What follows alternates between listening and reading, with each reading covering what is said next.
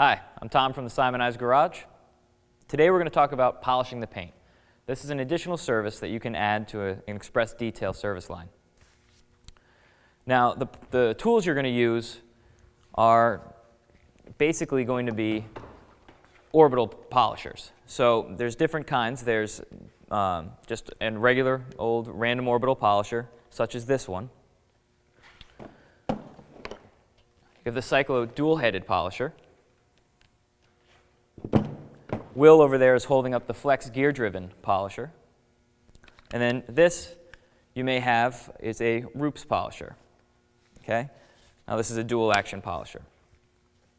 So what we want to do is demonstrate just some easy ways to polish the paint, remove micro scratches, swirl marks, things like that. Just another additional service, once again, that you can offer to your service to your customer base. So what we're going to use, just a couple of different types of polishes that we carry here.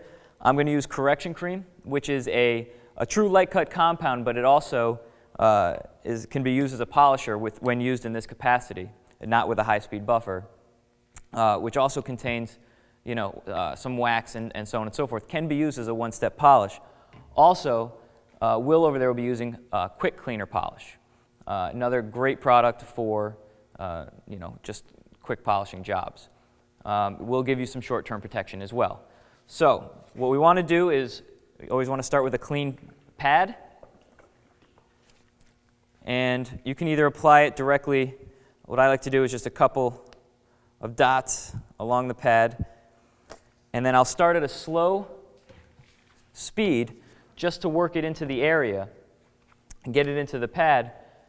And then I'll boost up the speed. So, most of the time, for instance, with the Roops, I'll start off with like a 2, work my way up to maybe a 4 to polish. Now, once it starts to dry out and stop continuing to work, stops looking greasy, that's when you want to stop, all right, and then wipe.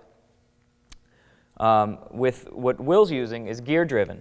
So he'll actually create some heat just by pushing down, all right, putting some pressure. So the technique and really what's important is that we only do a 2x2 area at a time, and we make sure that the surface we're on, we stay flat. Okay, we want to make sure we polish evenly. We do overlapping motions, make sure we don't have high points and low points.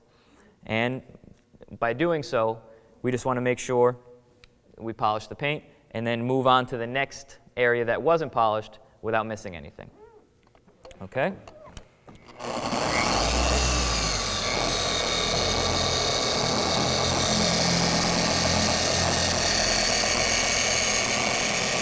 Now it's important when there's angles on the body panel that we move accordingly.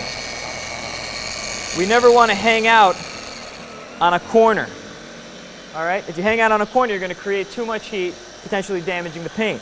So we would actually try to come off and move with the body.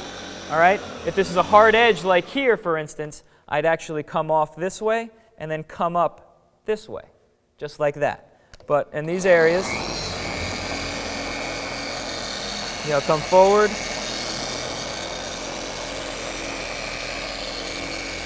Trying to avoid unpainted trim and molding.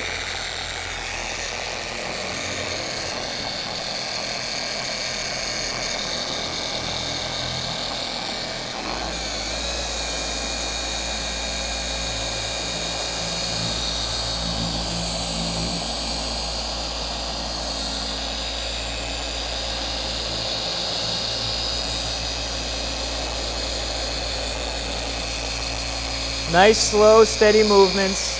Once again, only working until the product allows.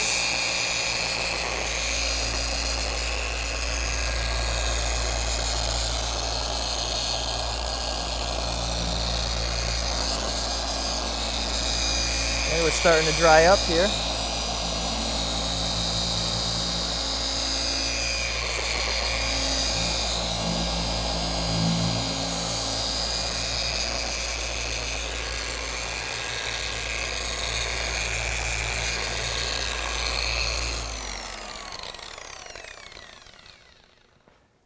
Just wipe, check our work.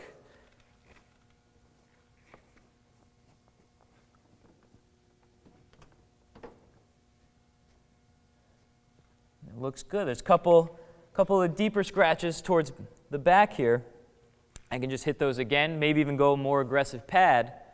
And, if it actually starts to look like I'm causing some more micro scratches, can do it once with a more aggressive pad or even a more aggressive product in the same pad, and then back it off and do it another step with either the same polishing pad or a finer polish.